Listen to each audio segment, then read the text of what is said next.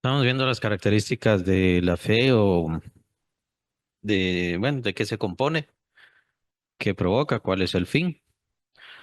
Y, em, y creo que la semana pasada quedamos un poquito, y no sé si quedó claro la situación de la traición de la fe.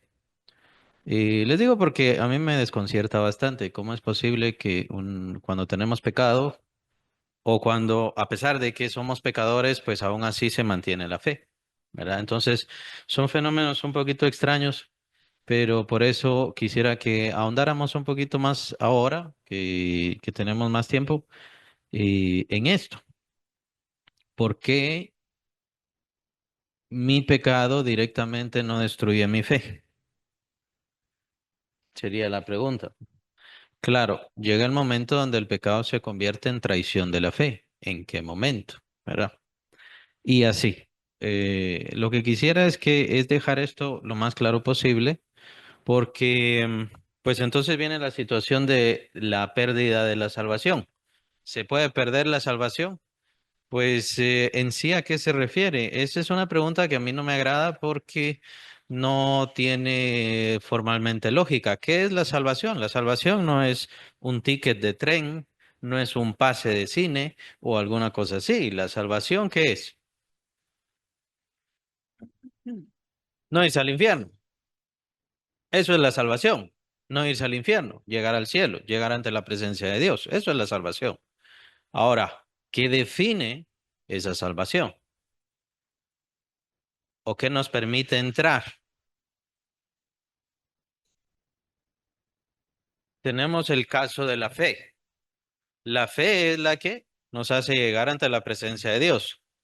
Pero, ¿será que es eso en sí? Porque la verdad, y es ahí donde vienen muchas discusiones. Entre los teólogos hay muchas discusiones. Por ejemplo, está el caso de los niños. ¿Qué pasa con un niño que muere siendo niño, obviamente?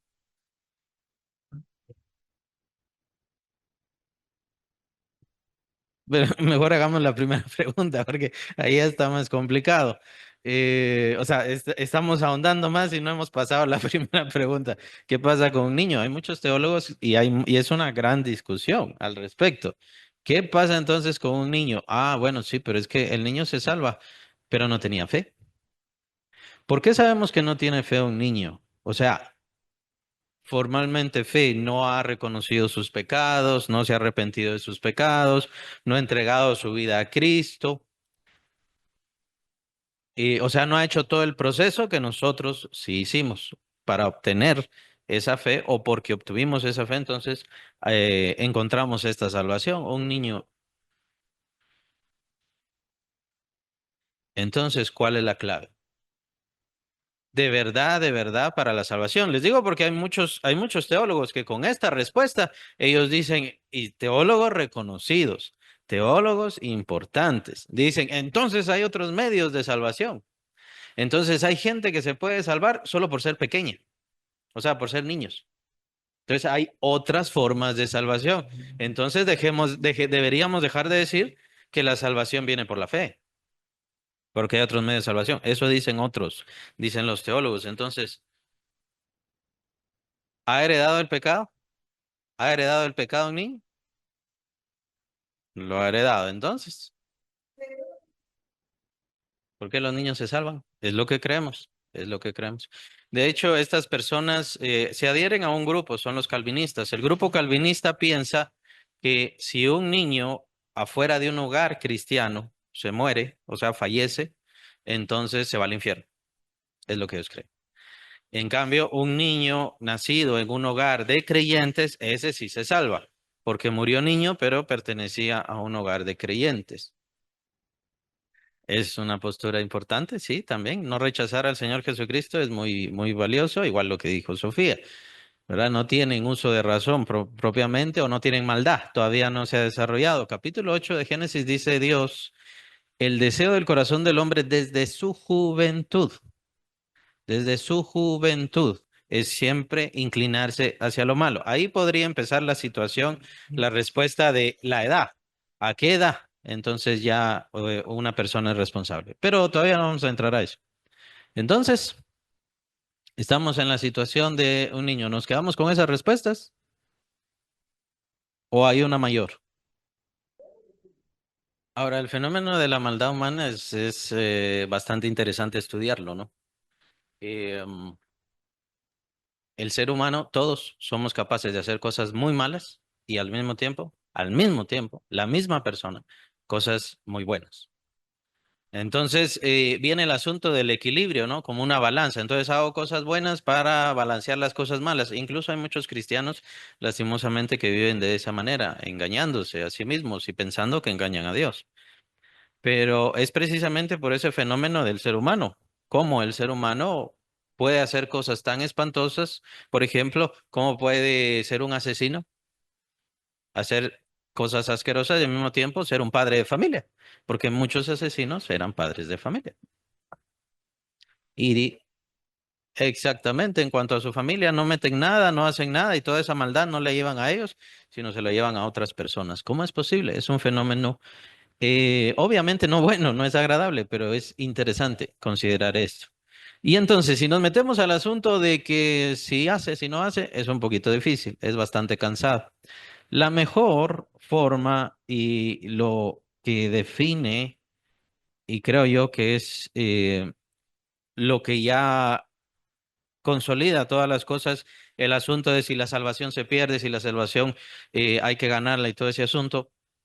Y quiénes entonces son salvos, quién no es salvo, es que quien define la salvación, y diríamos en realidad específicamente, quien define la salvación y el responsable de la salvación absoluta es el Señor Jesucristo. Él es el juez absoluto. Él es el que va a evaluar mi fe, su fe y la fe de todos, si está, si no está, si solo dice, si solo es un juego, es él quien lo va a definir. Esto es muy importante porque también cuando es la situación de hasta el final de la edad hay oportunidad. Y aunque usted esté ahí en una cama, si usted levanta la mano y dice yo recibo a Cristo, usted es salvo y todo lo demás. Sí, pero en realidad tiene fe. ¿O cuántas veces traicionó la fe? ¿Cuántas veces se le acercaron con la palabra de Dios? ¿De verdad está creyendo o es porque tiene miedo? El punto es, a nosotros nos toca simplemente predicar, simplemente llevarles el evangelio a las personas, pero el juez absoluto es el Señor quien va a decidir, ¿lo salvo, la salvo o no? Es el Señor. Y entonces dirán, tal vez se preguntarán, bueno, y entonces el caso de los niños, ¿qué pasa? Es el pasaje que mencionó Sofía. Dejad a los niños venir a mí, ¿por qué? Porque de los tales es el reino de los cielos. ¿Quién dice eso? Es Jesús. Él no está haciendo un dicho, que eso es el problema de muchos creyentes. Es la misma historia con las parábolas. Eso solo es una parábola. ¿Y eso qué? O sea, Jesús no hacía fantasía. Jesús usaba las parábolas para poder entregar enseñanzas y para poder guardar mucha doctrina. Pero eso no quiere decir que una parábola es un cuentito. Vaya, usted le hace cuentitos a sus hijos, pero Dios no. Una parábola no es un cuentito. Entonces, al decir el Señor, de los tales es el reino de los cielos, es una verdad absoluta que Él, como juez justo que iba a quedar, Él ya la definió. Yo voy a salvar a todos los niños. Por eso es que no creemos en, no sé si han escuchado eso, pero están los sacrificios de los satanistas.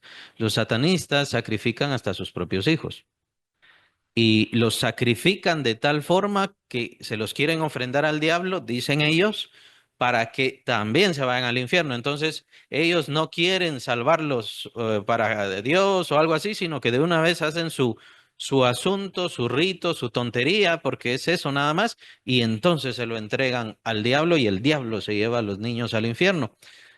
Aquellos que digan que fueron al infierno y vieron niños, definitivamente los consideramos como incorrectos, falsos, y todo eso es mentira, al igual que los satanistas. Ningún satanista es dueño del alma. De hecho, ¿quién es el dueño de las almas? Dios. Lo dice claramente.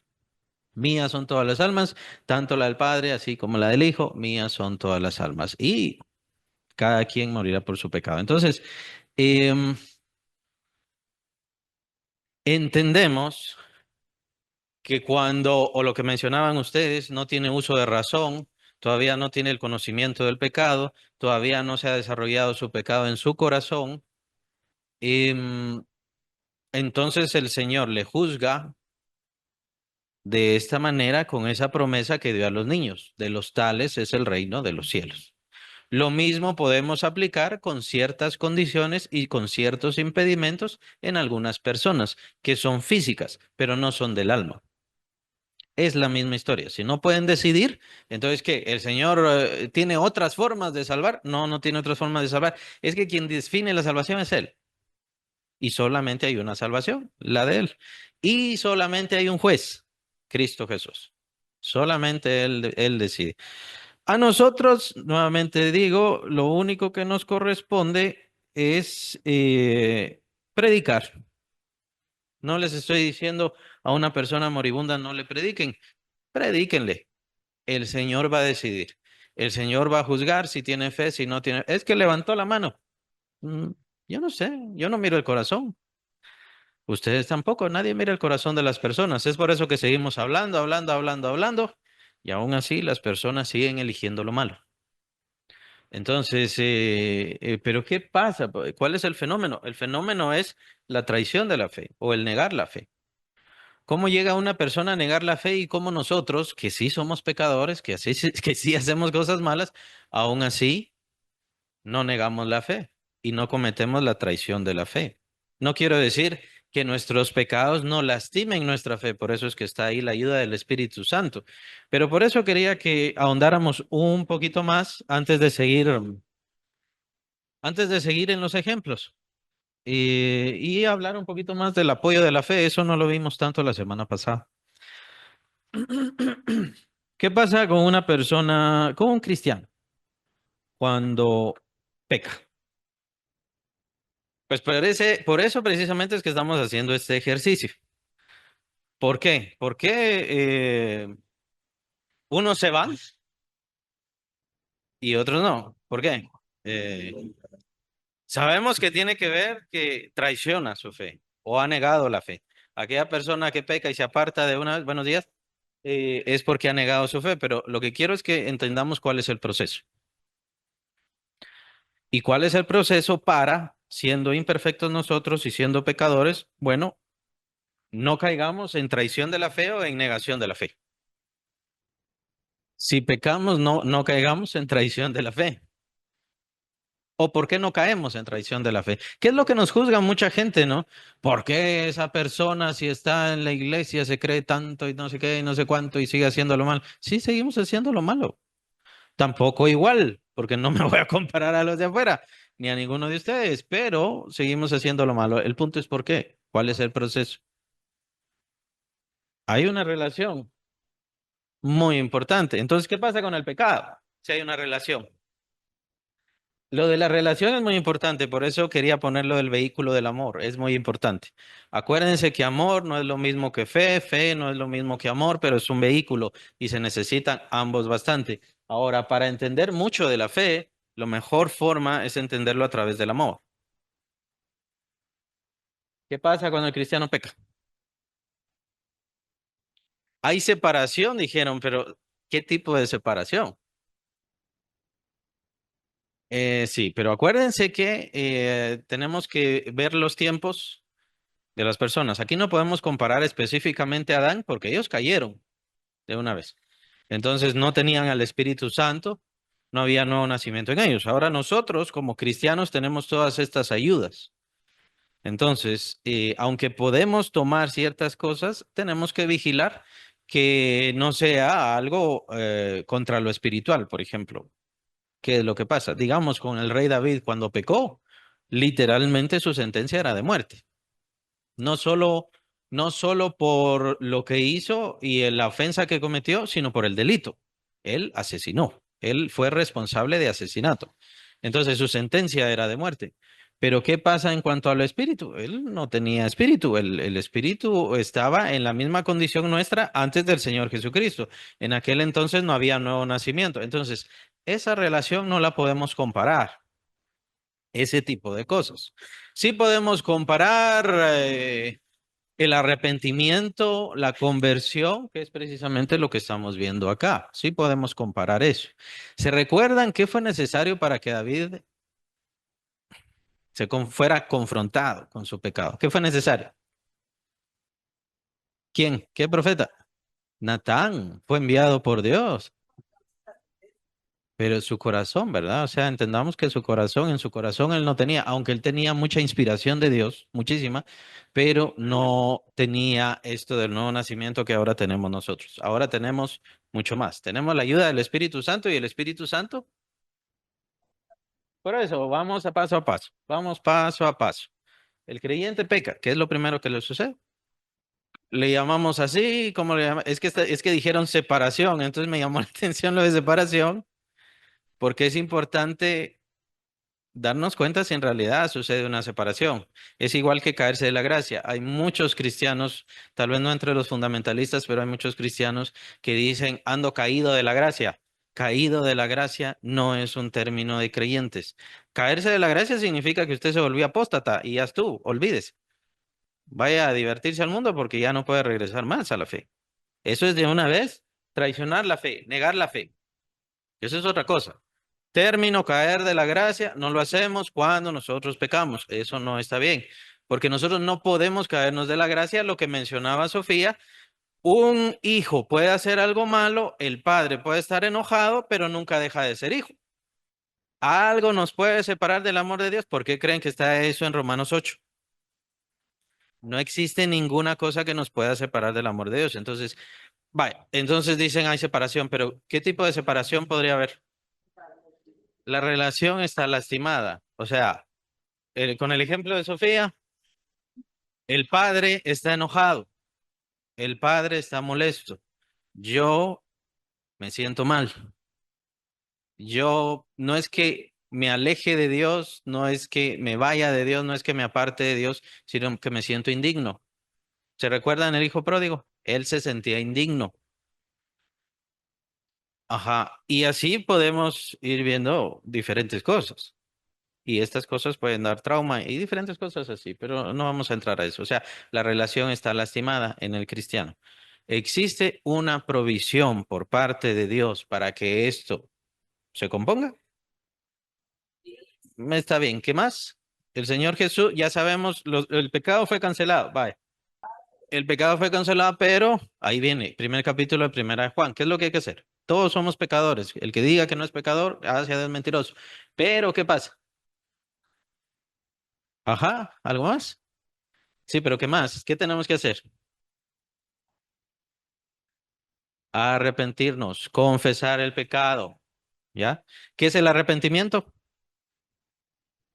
¿Verdad? Cambio de dirección, no es sentir bonito, no es tener dolor en el corazón, voy a dejarlo. Por esa razón es que van a encontrar ustedes en esa carta, la primera carta de Juan, van a encontrar la expresión, todos somos pecadores, en el primer capítulo, todos somos pecadores, quien diga que no hace pecado hace a Dios mentiroso. Van a encontrar a eso. Pero en el capítulo 3 van a encontrar el creyente no puede practicar el pecado de la misma carta. Entonces, ¿cómo? Esa es una de los ejemplos comunes, supuestamente que toman algunos ejemplos comunes de que se está contradiciendo. Ya ven, se está contradiciendo la misma Biblia. ¿Se está contradiciendo la Biblia? ¿Cómo podemos reunir acción de fe? Llamémosle así. El creyente entonces tiene que hacer una acción de fe para retornar su relación con Dios, o sea, sanarla. Él sanarse y sanar. Entonces el creyente tiene que entrar o a un proceso, tal vez mejor en lugar de acción. Tiene que ver todo eso. Tiene que ver todo eso. Eh, Ahora, acuérdense que la purificación no la hacemos nosotros. Es cierto, tenemos que dejarnos purificar. Ahí está. Tenemos que dejarnos purificar. El mayor estorbo de Dios somos nosotros. En realidad, somos nosotros los que no queremos que el Señor trabaje en nuestras vidas. Pero es un proceso de fe. Y el Señor lo dejó, el Señor lo permitió. Entonces, somos pecadores, tenemos que entrar al proceso de fe, tiene que haber confesión. ¿Qué es lo importante de la confesión? Ahí sí entra el pecado de David. ¿Qué pasa con David? Él no lo confesaba. Él lo quería esconder, lo quería ocultar, más pequeño, que estos no digan nada, y el pecado así sigue, sigue, sigue, sigue. Por eso es tan importante las palabras del Señor. No hay nada oculto que no sea manifiesto. Entonces, es muy importante el hecho de confesarlo. Recuérdense que nosotros no practicamos, no sé hasta qué punto sería mejor o no, no sé, pero existe la consejería pastoral, pero nosotros no practicamos formalmente la confesión de pecados. La iglesia religiosa sí lo hace. Pero ya sabemos a dónde va. Ellos perdonan el pecado, se vuelve un sacramento. Si usted no confiesa sus pecados, entonces también se va a ir al infierno porque no está cumpliendo con el sacramento de la confesión. Entonces, es por eso que nosotros no lo practicamos. Bien, se nos está acabando el tiempo. Y entonces, es un proceso en el cual el creyente debe entrar para ser perdonado, la relación restaurada. Ya sabemos que la purificación de la diferencia es la fe. Por esa razón es que van a encontrar en el capítulo 1, si no estoy mal, es el versículo 8 de Primera de Juan, van a encontrar Dios es fiel y justo para. Ahora, la pregunta es ¿por qué Dios es fiel y justo? ¿Por qué dice eso el apóstol Juan? Porque Dios ya sabe que el sacrificio está dado, el pago ya se dio. Por eso es que Él es fiel y justo. Entonces Él tiene que ser fiel a el sacrificio del Salvador, de su Hijo. Entonces nos perdona. Ahí es donde entra la fe. Por eso es que es un proceso de fe. Es un proceso de fe. En donde, por supuesto, la iglesia religiosa no entra a eso. Ellos, acuérdense, ¿qué hacen? Confiesa, rece tanto, tanto y haga tantos, tantos. ¿Se acuerdan? Eso no sirve de nada. Eso no sirve absolutamente de nada. Es una cuestión de fe. Dios ya, el Señor Jesucristo ya pagó mis pecados, sí. La cuenta ya está saldada, sí. Eso significa que puedo seguir pecando. Ya vamos a entrar a esas otras cosas, pero hay un proceso. Hay un proceso de que si yo peco, entonces hay un modo de restauración, perdón, sanar la relación. Y al sanar la relación y volver a tener relación con Dios, es en donde debo seguir el proceso de restauración, limpieza, como dice también el apóstol Juan. La sangre de Jesucristo, su Hijo, nos limpia, pero fíjese, no dice de los pecados, o sea, eso ya, sino de toda maldad. Entonces, la misma sangre del Señor Jesucristo nos está limpiando. El Espíritu Santo también tiene ese proceso, nos purifica. Al Espíritu Santo se le compara con el agua. Y la palabra de Dios usada por el Espíritu Santo nos limpia, nos va lavando. ¿El problema cuál es? La persona no quiere. Y interviene el principio de la fe. ¿Lo creo de verdad? Cuando he pecado, he hecho lo malo. En serio, el Señor me ha perdonado. Por eso dice, Dios es fiel y justo para perdonarnos. O sea, yo creo que Él ya me perdonó o no lo creo. Ahí ya entra la fe. Hay quienes entonces no lo creen. Y por supuesto, y hay quienes no lo creen y por eso se apartan. Dicen, de una vez me voy de la iglesia, porque no lo creen. Ya la fe está muy dañada. Por otro lado, hay quienes entre el caso del capítulo 3 de Juan, del Evangelio de Juan, en el capítulo 3 cuando el Señor dice, esta es la condenación, que la luz vino al mundo y los hombres amaron más las tinieblas que la luz. Hay quienes prueban, vienen, pero mejor me voy. ¿Por qué? Porque lo que les gusta es el vicio, el pecado, la maldad, los placeres, gozarla, y eso es más importante para ellos. Y ahí eligen eso antes que la fe. Es lo que pasó con Esaú, con el plato de lentejas, ¿se acuerdan? Es la misma historia. ¿Tenía fe Esaú? No. Pero, ¿qué pasó con Dios? A Jacob amé, a Esaú aborrecí. Por su falta de fe, por su pecado, por sus malas elecciones, por todo. Él tenía el derecho, pero para el Señor no cuenta el derecho. Para el Señor solamente cuenta la fe. ¿Se acuerdan? Gálatas 5:6.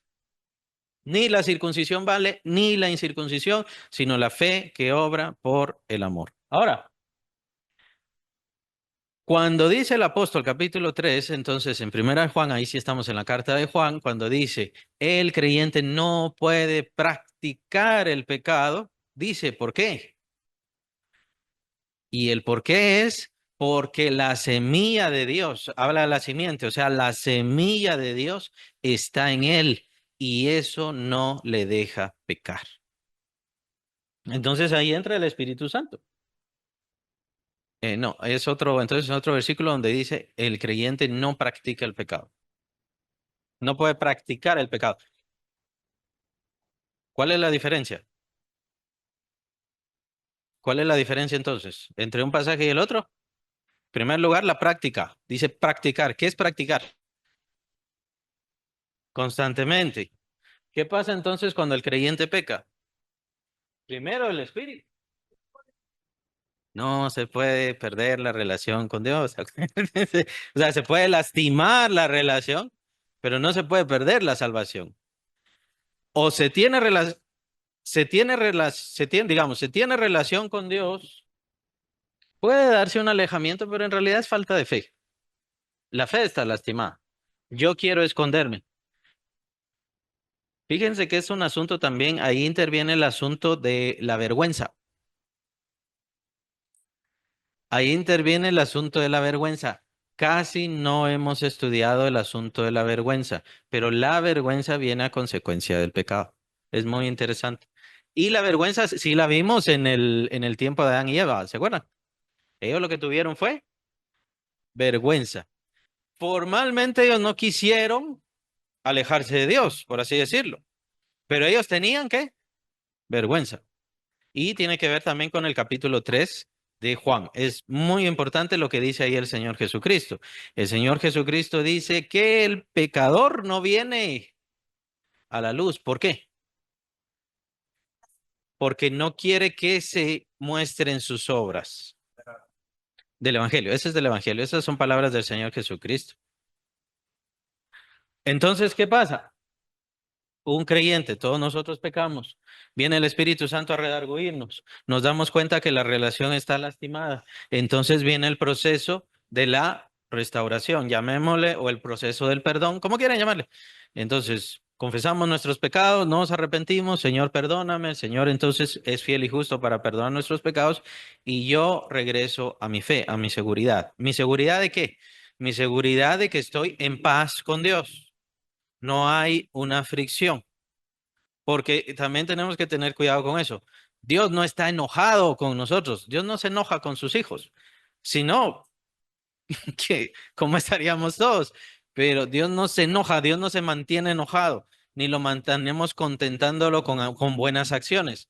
Dios no es así. Ese es otro atraso de los religiosos. Lastimosamente muchos cristianos tienen eso. Como que tenemos que andar contentando a Dios. Si Dios no está enojado, Dios no está irritado.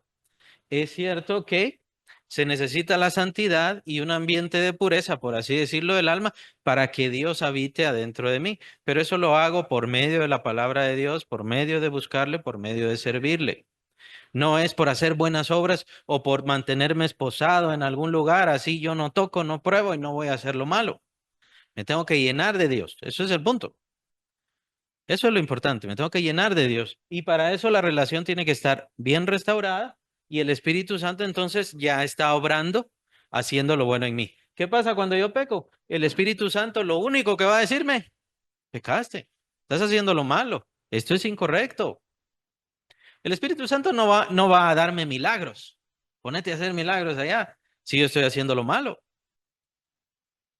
No va a darme más y más palabra. No, el Espíritu Santo se queda ahí quieto. Está lastimada la relación. Esto que estás haciendo es incorrecto. Ah, no me va a dar más inspiración por otro lado. No, no, no, no. Ahí se queda.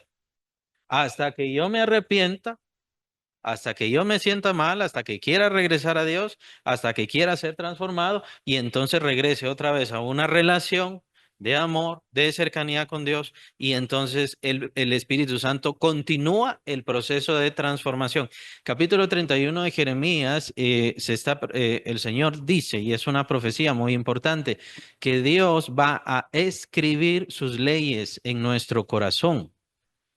¿Quién hace eso? Es el Espíritu Santo. Es la transformación que hace el Espíritu Santo de nuestros corazones. Pero el asunto es que, ¿cómo está la fe? ¿Cómo está la vida? Entonces, hay que darle tiempo al proceso que Dios va a hacer en nuestros corazones, en nuestras vidas. Si yo peco deliberadamente y no siento ninguna pena, bueno, la pregunta es, ¿está el Espíritu Santo? Si me da igual. O sea, practicar. Ahí ven la diferencia entre pecar y practicar que menciona el apóstol Juan. Hay relación, habrá relación. Y por supuesto fe. Ahora, hay cristianos que viven una vida tan desordenada, verdaderos creyentes que viven una vida tan desordenada y, y cometen pecado y probablemente ahí está el Espíritu Santo. Digo probablemente porque no lo sacan, no lo muestran, no lo pueden mostrar, pero que de verdad Dios les haya tomado como creyentes. Bueno, ahí viene el efecto del podar. Le voy a podar, le voy a dar tiempo, le voy a podar para ver si mejora. Voy a arreglar, ¿se acuerdan? Es una parábola también que hace el Señor. Voy a arreglar, le voy a poner piedras, le voy a regar más, le voy a podar. Vamos a ver si da fruto.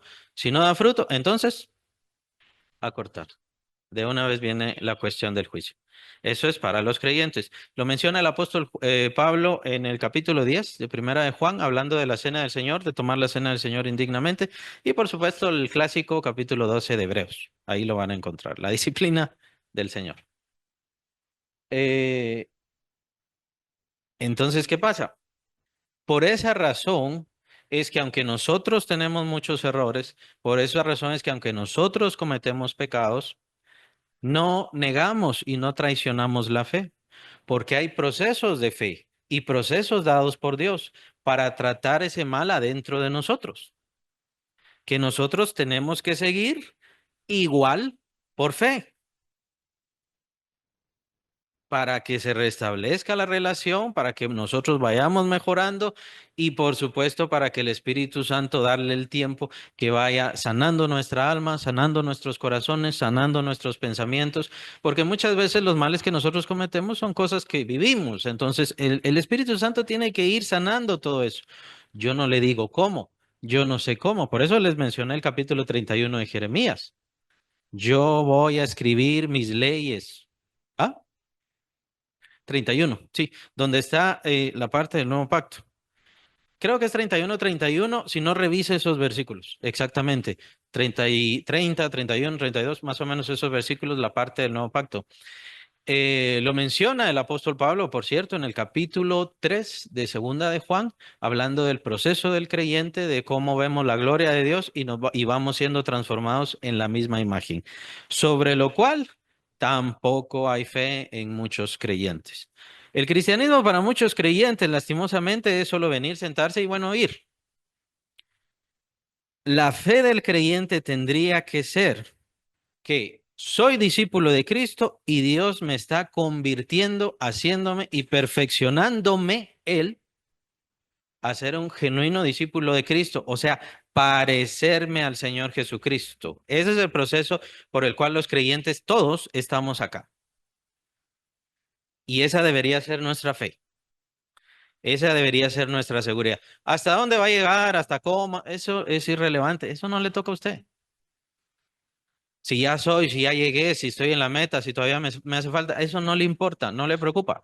Mi meta es Cristo y esa es la meta de todos ustedes, llegar a Cristo. Hasta capítulo 4 de Efesios, hasta que todos lleguemos a la unidad de la fe y del conocimiento del Hijo de Dios, hasta un varón perfecto, por eso, a la medida de la estatura de la plenitud de Cristo.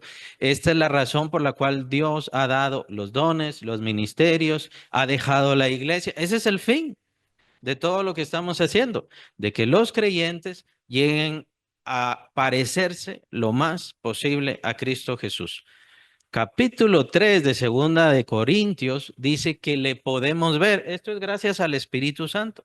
Le podemos ver. Podemos contemplar la gloria de Dios y como estamos contemplando la gloria de Dios, es por eso que también somos transformados, dice el apóstol Pablo, por el Espíritu. O sea, Él nos muestra, Él nos transforma.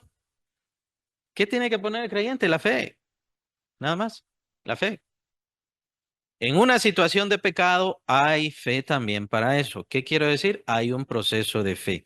Dios entonces nos dice, esto está mal, entonces tienes que hacer esto, esto, esto. Es como un médico, tienes que sanarte, tienes que arreglar esto. Em, la expresión que utiliza el escritor de Hebreos capítulo 12 es torcido, como caminar mal. Y muchas veces de los creyentes somos así, específicamente el pecado nos hace eso, nos hace caminar chueco. Y entonces la idea de la disciplina de Dios es regresar y enderezar, que podamos caminar correctamente. Es por esa razón que, aunque pecamos, no negamos y no traicionamos la fe. Cuando yo entonces sí, no me interesa tener al Espíritu Santo, no me interesa tener una relación con Dios, practico el pecado y no creo en el perdón, muy importante, no creo en el perdón, quiere decir ya empecé a negar.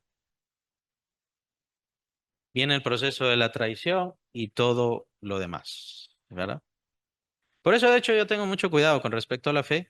Esto en cuanto a los milagros, por ejemplo, hay quienes dicen, ya se acabaron los milagros ya no tienen nada que ver, esto fue para el tiempo de los apóstoles, ahorita esto ya no es. Bueno, hay que tener un poquito de cuidado con eso porque es uno entonces quien se está negando y le está poniendo trabas al Espíritu Santo. Acuérdense lo que dice el Señor, conforme a la medida con que oís, se os será medido, pero también dice, conforme a la medida con la que medís se os será medido. Lo que usted cree es eso lo que va a recibir. Si usted dice, no, ya no hay milagros, ya no los va a ver. Ya no hay dones, ya no hay ministerios, usted no lo va a ver. Pero el efecto de Dios ahí está. Y entonces, ¿qué pasa con el pecado? Con nosotros los creyentes, aunque no entramos a la situación de la traición y la negación, ¿qué pasa con nosotros? Sí podemos ir lastimando nuestra fe, irla lastimando, que sería otro proceso.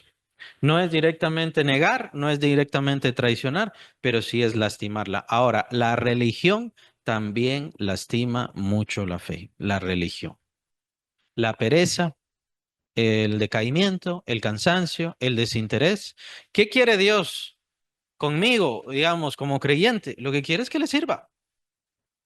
Eso, que le sirva. No le sirvo por lo que sea. No tengo tiempo, no me interesa, me da lo mismo, por lo que sea, no importa. ¿Qué estoy haciendo? El mal es para mí. El mal es para mí porque Dios me manda algo, Dios me dice algo sobre lo cual yo tendría que tener fe y no tengo fe y no me interesa. El que se está haciendo daño soy yo. La iglesia no. Dios tampoco. Soy yo. Quien no quiere creer, quien no quiere obedecer. La misma historia es con la palabra. Lo mismo es con la escritura. ¿Tengo que leer la Biblia? No, no tiene que leer la Biblia. La Biblia es donde usted va a encontrar la vida, donde usted va a mejorar en su fe, es el donde va a encontrar esa agua viva que va a limpiar su alma y va a transformar su corazón. La ley de Dios le cambiará, tocará sus pensamientos, pero si usted no lo cree, por eso se dan cuenta que hay un proceso y por eso quería poner el proceso, señalarlo. Es muy importante porque la fe sola, sin una relación con Dios, no sirve. Y el propósito de la fe es que lleguemos a tener una relación con Dios. Lo separo, aunque a veces pareciera que no deberían separarse, pero lo separo porque especialmente en los milagros que estamos viendo, lo vemos aparte. O sea, a la mujer de flujo no amaba a Cristo. Había oído de Cristo, creía en Cristo, pero no había una relación con el Señor Jesucristo. El centurión que vimos antes, no había una relación. Entonces, sí están separados, pero lo mejor es cuando ya los unimos y empezamos a vivir de esa manera. El Señor puede darme un milagro, pero ¿cuál es el propósito de ese milagro? El Señor puede contestarme una oración, pero ¿cuál es el propósito de esa oración? Llegar a tener una relación. Es por eso que si vamos a orar por una persona que no conoce a Cristo y le decimos, Señor, ten misericordia y concédele el milagro, dale la sanidad, dale la bendición, tal cosa. ¿Pero por qué? Para que él vea, para que ella vea y que llegue a tener una relación contigo. Ese es el fin. Bendíceles porque son buenos. Si no conocen a Cristo, no hay nadie bueno y nadie merecedor de las bendiciones de Dios. Aún así, Dios es misericordioso porque Dios da misericordia incluso hasta a los asesinos. Y ustedes dirán, ¿cuál misericordia? El sol, el agua, el aire, todo eso es de Dios. Y se lo concede a los asesinos sabiendo qué es lo que van a hacer. Pero esas bendiciones no significa que Dios esté bien con esas personas. Ustedes saben bien cómo se puede llegar a tener paz con Dios. Lo menciona capítulo 5 de Romanos, primer versículo, paz con Dios. ¿Cómo? Por medio de Cristo Jesús. Es el único modo. Cualquier persona fuera de eso, ¿para qué vamos a orar por bendiciones? No tiene sentido. Que vayan bien, que tengan salud mientras van al infierno, que se vayan sin enfermedades al infierno. Eso es lo que están orando. No, no tiene sentido. Pero es como que tenemos que tener la coherencia por medio de la palabra de Dios para saber qué es lo que tenemos que pedir y cómo pedirlo. Y juzguémonos en nuestros propios corazones. El apóstol Pablo dice que juzguemos nuestra propia fe. ¿Cómo estamos? Cuando yo sigo pecando y pecando y pecando, definitivamente mi fe se va afectando. Definitivamente. ¿En serio? ¿Dios me ha perdonado? ¿En serio? La relación se ha restaurado. Y eso lo dicen las personas. Eso lo dicen las personas. Y muchas de ellas sí, por eso andan de iglesia en iglesia, en iglesia, en iglesia. ¿Cuál es la otra situación? La otra situación es no ordenar la vida. Una vida desordenada ciertamente es algo que falla ante los ojos de Dios. Esto es algo que no puede ni permitir la fe, ni dejar que la fe viva, ni dejar que la fe se mantenga. Hay que tener cuidado con eso. ¿Y entonces qué? Hay que ordenar la vida. Hay que ordenar la vida. Bien, no sé si tienen preguntas, comentarios. Pasamos a lo del apoyo en lo último. Ya, nos queda poco tiempo. Solo quería señalarlo ahí que era un ejemplo para esto, para que lo entendiéramos mejor. Em, bien, cuando hablábamos de apoyos de fe, tenemos, por ejemplo, la vara de Moisés. ¿Qué pasó con la vara de Moisés? Hizo muchas cosas con su vara. Y el Señor es muy interesante como dice, ¿qué tienes en tu mano? Una vara, le dice él. Y era una vara cualquiera. No sabemos si es irrelevante en qué momento la consiguió. No era una vara especial, no era una vara valiosa, ni siquiera sabemos de qué tipo de madera era. Pero en las manos de Dios fue utilizada. Ahora, ¿se recuerdan cuando él golpeó la peña? Dios le dijo que hablara. Pero ¿qué hizo Moisés? Ahora, no recuerdo, disculpen, en cuanto a los pasajes no los revisé, pero ¿será que habrá golpeado con su vara? ¿O le habrá pegado con la mano? Ya estamos hablando de los últimos años de vida de Moisés. Si quieren, no lo busquen, pero más seguro es que fue con la vara. Entonces, ¿cómo así? ¿La misma vara le sirvió para bien y la misma vara para mal? ¿Será que es un ejemplo? ¿Será que hay que tener cuidado? Más o menos él es el mismo ejemplo de la serpiente de bronce. ¿Se acuerdan la serpiente de bronce? ¿Qué pasó con la serpiente de bronce? Ajá. Habían unas serpientes matando al pueblo. Esto fue un castigo. Entonces ellos veían a la serpiente. Esto fue ordenado por Dios y entonces ya no morían. ¿Y qué pasó? ¿Hasta qué? Hasta, si no estoy mal, fue Josías. Fue el rey Josías, si no estoy mal.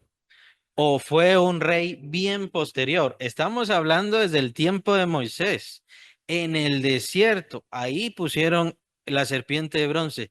Después que pasó todo ese evento, la adoraron hasta un, hasta un rey muy posterior de David que vino a destruir esa vara. Ese amuleto sería. Es el problema. El problema con los apoyos de fe es que pueden tender a convertirse en amuletos. Ese es el problema. Y por eso señalaba la situación con Moisés. Ahí lo revisan ustedes después. Pero ¿cómo le pegó Moisés a la peña? Lo más seguro es que fue con su vara. Entonces, la misma peña que con la que partió el Mar Rojo y que hizo diferentes cosas, la misma peña le sirvió en ese momento precisamente para hacerlo mal. ¿Por qué? Ah, exacto. Entonces hay que tener cuidado con los apoyos de fe, aunque Dios sí los utiliza. Dios sí los utiliza. En el caso de los apóstoles, ¿usó apoyos de fe? Estaban los pañuelos. ¿También qué otra cosa? Como era tantísima gente. Ah, la sombra.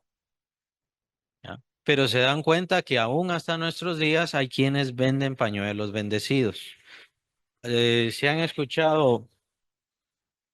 Ajá, ajá. Es el problema de los amuletos, es el problema de tomar todos estos apoyos de fe. Aunque es un proceso bien interesante, el Señor Jesucristo también utilizó esto. No por él. El Señor Jesús necesitaba. Tomemos en cuenta, solo para explorar la idea, el Señor Jesucristo necesitaba hacer lodo, por ejemplo, hacer lodo y ponérselo en los ojos a la persona. Entonces, la gente creyera. ¿Será que era la gente creyera, así en plural, como dice usted? Para la persona, era para la persona específicamente. Hubo personas que no creyeron en Jesús o que no creían tanto en Jesús, mejor dicho, que no creían tanto en Jesús, pero estaban esperando un milagro. ¿Quiénes? ¿Quién se acuerda? ¿Qué ejemplo se acuerda? Ah, Naamán, ese es uno en el Antiguo Testamento. Ahora, yo pregunto en cuanto al Señor Jesús, ¿crees que puedo hacer esto? ¿Se acuerdan uno? ¿Crees que puedo hacer esto? Por esa razón el Señor preguntaba esto. ¿Crees que puedo hacer esto? Ah, aún así lo preguntó muchas veces, pero hubo uno muy específico que dijo, creo, pero ¿qué dijo el otro? Ayuda a mi incredulidad. Endemoniado. El que tenía un hijo endemoniado. Es muy interesante. Es muy interesante. ¿Por qué? Porque el asunto del apoyo de la fe es para ayudar a la flaqueza o a la pequeñez de la fe de tal o cual persona. Y es por eso que el Señor a veces utiliza estos apoyos de fe, incluso lo puede utilizar en nosotros. Y en ese caso entrarían las medicinas también. Pero no es la medicina la que me cura, la que cura es el Señor. Y el que cura siempre es el Señor y quien se lleva la gloria es el Señor. Pero cuando yo me tomo medicina, yo se lo encomiendo en las manos al Señor, que el Señor sea quien haga la obra. Que por cierto, ¿la medicina es bíblica o no es bíblica? ¿Cómo sabemos? ¿Qué ejemplos me pueden dar así? Solo porque sí. Ah, Lucas era médico, estaba cuidando a Pablo, al apóstol Pablo. Le llevaba sus tratamientos. Ah, en Apocalipsis es muy interesante, sí. Las hojas servían para sanidad de los pueblos, muy interesante. ¿El Señor dejó la medicina en la naturaleza para que nos ayudara y nos aliviara? Sí. Pero cada cosa tiene su lugar. Así como dice al César lo que es del César, a Dios lo que es de Dios. Quien sana es Dios. Las cosas no nos sanan. El médico no nos sana. Es Dios quien nos sana. Hay que acomodar las cosas en su lugar y hay que tener mucho cuidado con las adoraciones y sobre todo con las situaciones tan afuera del lugar. Hay quienes eh, se alejan completamente de esta situación de apoyo de fe. Lo mejor es usar los medios bíblicos. Hay quienes usan la rosa bendecida, hay quienes tienen el tabernáculo bendecido, el pañuelo bendecido, hay quienes dicen el aceite bendecido. El aceite lo menciona Santiago, pero es muy interesante porque Santiago menciona únjanle con aceite, pero es la oración de fe la que levantará al enfermo. ¿Y qué dice? Si tuviera pecado, le serán perdonados. Entonces, ¿qué pasa con el pecado? Otra vez el proceso. Ese enfermo ya siguió el proceso, está siendo redarguido, ya se arrepintió, ya aceptó, o mejor dicho, ya se convirtió y confesó su pecado y mejor se arrepintió ya de todo eso, lo va a dejar de hacer. El Señor le dijo a varios, mira, ya no sigas pecando, te va a venir algo peor. El Señor se lo dijo a varios. O sea, el Señor sabía, ¿no? Y muy interesante la situación de la mujer adúltera. Por eso la gente no sabe, no conoce al Señor para nada. A la mujer adúltera el Señor le dijo, yo tampoco te juzgo. Eso no les gusta. Vete, no peques más. Ah, ¿verdad? Y eso también indica falta de fe, por lo tanto el apoyo no sirve. Hay quienes se apoyan, por eso es que Dios tiene misericordia de muchas personas que llegan al fulano de tal tiene tal unción, fulano de tal tiene otra unción. Em, y bueno, es un largo tiempo para poder derivar todas estas cosas, pero hay quienes en su necesidad, en su fragilidad, dicen, voy a ir a esa campaña y espero y creo y confío que el Señor me vaya a sanar. Y el Señor le responde a esa persona. Pero Dios no responde a la hipnosis, Dios no responde a los medios sugestivos, esos no son medios de Dios. Y a la falsedad de unciones. Dios responde a la fe de esa persona agarrándose, aferrándose a lo más elemental que pudiera aferrarse y entonces Dios responde, pero es Dios contestándole a esa persona en su misericordia, en su bondad, pero principalmente porque la misión de Dios ahí está. Vamos a seguir viendo esto, pero especialmente con los ejemplos. Ahorita mejor nos detuvimos para ver todas estas características que a ustedes les sirve mucho, que mucho de esto también debemos tomarlo para nosotros, mucho de esto lo debemos tomar para nosotros, pero nos va a servir mucho también en nuestro evangelismo. Que una persona levante la mano no quiere decir que es salvo. En primer lugar, Cristo Jesús va a decidir si esa persona es salva o no y si la viene a rescatar después de su muerte. Para eso lo mejor es tener una relación. Aún así, si su fe es fe, como fue con el ladrón, si su fe es fe, el Señor le va a rescatar, el Señor le da la promesa. Que es también lo que estábamos viendo al principio. ¿Por qué el ladrón siendo ladrón y probablemente cometieron asesinato? ¿Por qué el Señor lo perdonó? Porque es el Señor. Y Él decide quién se salva y quién no. Y se acabó. Él tiene las llaves del cielo, por supuesto, pero sabemos, tiene las llaves de la muerte y del Hades. Y en el cielo, Él es quien juzga, quién se salva y quién no se salva. La salvación viene de Dios, del Señor Jesucristo específicamente, y Dios entregó todo el juicio a su Hijo. Eso lo menciona también. Ah, exacto. De hecho, dice la Biblia, por eso cuando me preguntan, ¿y qué va a pasar con los mayas? ¿Y qué va a pasar con los incas? ¿Y qué va a pasar Mire, lo que dice la Biblia es que el Señor está preparado para juzgar a quienes, lo dice Pedro, a los vivos y a los muertos, a todos. Y todas las cosas están desnudas delante de Él. Y Él es al final quien va a decidir. Bien, no sé si tienen preguntas.